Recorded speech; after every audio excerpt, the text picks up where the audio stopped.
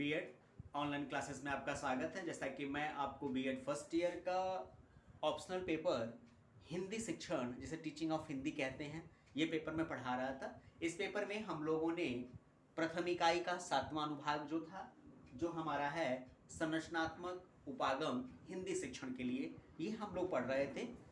पिछली कक्षा में हमने आपको बताया था संरचनात्मकता का अर्थ, उसकी विशेषता। आज हम लोग बात करेंगे संरचनात्मक विधि कि कैसे किसी भी भाषा के निर्माण हेतु, किसी भी भाषा के मौखिक व्याख्यित उच्चारण हेतु जो हम वाक्य बनाते हैं, उन वाक्यों को कैसे हम संरचित करेंगे, मतलब कैसे एक नया रूप, एक नया आयाम हम देंगे, कैसे हम ये प्रदर्शित करेंगे, कैसे हम ये बताएंगे कि किसी भी भाषा में कुछ नए तथ्यों की सहायता से उसको कैसे महत्वपूर्ण और प्रभावी बनाया जा सकता है। तो आज उसी की हम लोग बात करेंगे, जो हमारा है संरचनात्मक विधि।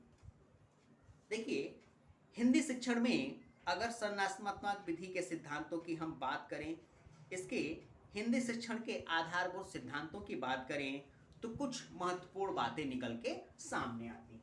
देखिए, इसमें सबसे पहली बात निकल के जो सामने आती है वो होती है मौखिक कार्य को भाषा शिक्षण का आधार बनाना। ध्यान दीजिएगा, मौखिक कार्य को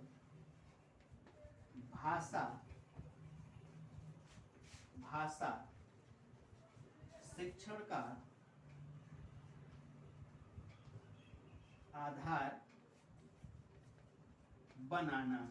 ध्यान दीजिएगा, सब हम बात कर रहे हैं संरचनात्मक विधि की, जो वाक्यों के संबंध में कही जाती है, नए वाक्य बनाने के संबंध में कही जाती है, वाक्यों में रोचकता लाने के संबंध में कही जाती है। हम इसकी विधियों को पढ़ रहे थे। देखिए, सबसे पहली विधि आती है मौखिक कार्य को भाषा शिक्षण का आधार बनाना। जैसा कि मैंने आपको बताया, हम संरचनात्मक तत्वों की बात कर रहे हैं, हम उन विधियों की बात कर रहे हैं जिनकी सहायता से किसी भी भाषा के वाक्यों को प्रभावशाली और महत्वपूर्ण बनाया जा सकता है। देखिए, महत्वपूर्ण और प्रभावशाली बनाने की जो विधियां प्रयोग में लाई जाती है, उसमें जो सबसे पहली विधि लाई जाती है वो होती है मौखिक कार्य भाषा शिक्षण का आधार बनाना। कहने का तात्पर्य है कि जितना बेहतर भाषा हम प्रयोग करेंगे, जितने बेहतर तरीके से किसी भी भाषा के वाक्यों की संरचना हम निश्चित करेंगे, उतने ही बेहतर तरीके से हम उस भाषा का मौखिक शिक्षण कर सकते हैं। जैसे कि मैं आपको पढ़ा रहा हूं, हिंदी भाषा में मैं आपको पढ़ा रहा हूं, हिंदी शब्दों का प्रयोग करते हुए मैं अपनी बात आपको समझा रहा हूं। ये हिंदी भाषा का ही क्रम है। जितने बेहतर शब्दों का, जितने बेहतर वाक्यों का प्रयोग मैं आपके सामने करके इस हिंदी भाषा शिक्षण के महत्व को समझा पाऊंगा, वो उतना ही महत्वपूर्ण और व्यवहारिक आपके लिए होगा। इसीलिए संरचनात्मक विधियों की जब हम बात करते हैं तो कहा जाता है, इसमें सबसे पहला जो काम करना पड़ता है, जो कार्य निश्चित होता है, वो यही होता है कि मौखिक कार्य भाषा शिक्षण का आधार बनाना, कि मौखिक शब्दों की सहायता से किसी भी भाषा के महत्व को इतना महत्वपूर्ण बना देना कि उसकी विशेषता अपने आप संदर्भित होने लगे। अब दूसरा विधि जो है उसकी हम लोग बात करेंगे। दूसरी विधि आती है, ध्यान दीजिएगा, दूसरी विधि आती है वाक्यों की रचनाएं। ध्यान दीजिएगा, दूसरी जो विधि आती है वो आती है वाक्यों की रचनाएं। वाक्यों की रचनाएं, इनकी रूप, ध्यान दीजिएगा, आधार पर छाटी जाने वाली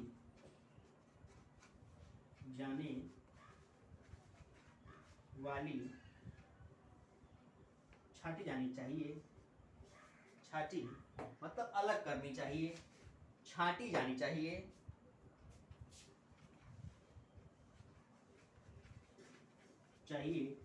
अर्थ के आधार पर, अर्थ के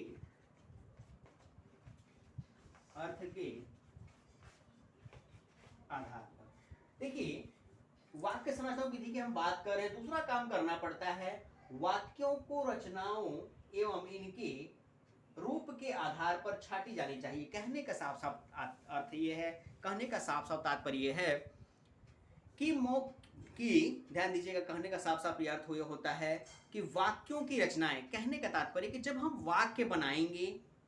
वाक्य बनाएंगे, उसके रूप का निर्माण करेंगे, तो उसमें ऐसे शब्दों का हमें चयन करना चाहिए जो उसके आधारिक रूप को सुनिश्चित न करे, न कि वास्तविक रूप को। कहने का तात्पर्य है हम जितने कम शब्दों का प्रयोग करके किसी भी भाषा को व्याख्यित तौर पर प्रस्तुत कर सकते हैं, वही बेहतर विधि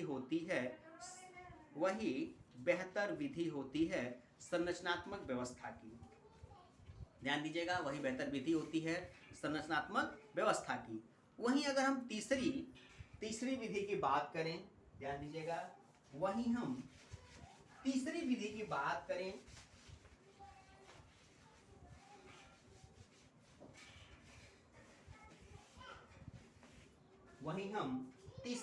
बात करें तो कहा जाता है शब्दों की व्याख्या।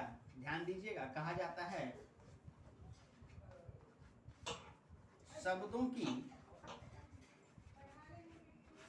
शब्दों की व्याख्या और वाक्यों के अर्थ में वाक्यों के अर्थ व गठन को तटस्थ कर देना। देखिए, दूसरी महत्वपूर्ण विधि इसमें आती है कि ऐसे वाक्यों को संरचित किया जाए जिससे कि शब्दों की व्याख्या, यानी उस वाक्य में जो भी शब्द प्रयोग किए जा रहे हैं, शब्दों की व्याख्या और वाक्यों को ऐसे संगठित तौर पे गठित किया जाए कि कोई भी व्यक्ति, कोई भी बालक, कोई भी शिक्षक, कोई भी छात्र उस वाक्य को पढ़े तो उस वाक्य को पढ़ने के बाद वो समझ जाए और वो उसके मन मस्तिष्क पे उसकी बातें छप जाएं। कहने का तात्पर्य वो कंठस्थ हो जाए। वहीं अगर हम चौथी बात करें, ध्यान दीजिएगा, तो वो होता है छात्रों को भाषा शिक्षण अधिगम के स्वतः क्रिया में शामिल हो जाना।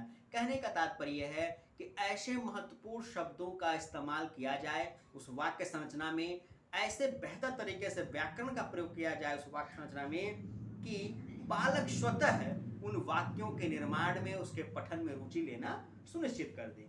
वहीं पांचवी और अंतिम जो विधि इस्तेमाल की जाती, प्रयोग की जाती, वो होता है कक्षा में अन्य भाषा का प्रयोग अधिक से अधिक होना चाहिए। छात्र छात्राओं को इस हिंदी भाषा के साथ साथ अन्य भाषाओं के महत्व की भी जानकारी होनी चाहिए। कक्षा में अधिक से अधिक दूसरी भाषा का प्रयोग भी होना चाहिए, तब जाके वह हिंदी शिक्षण के, हिंदी भाषा के महत्व को समझ सकते हैं। तो आज की कक्षा में बस इतना ही। अगली जो शेष बातें हैं उसकी चर्चा हम आपसे अगली कक्षा में करेंगे।